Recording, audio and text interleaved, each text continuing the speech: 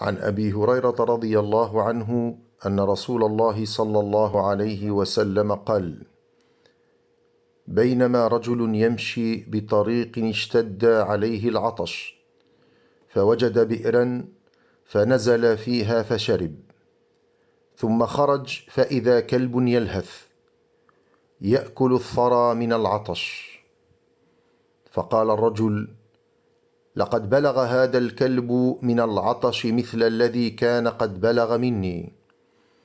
فنزل البئر فملأ خفه ماء ثم أمسكه بفيه حتى رقى فسقى الكلب، فشكر له فغفر له.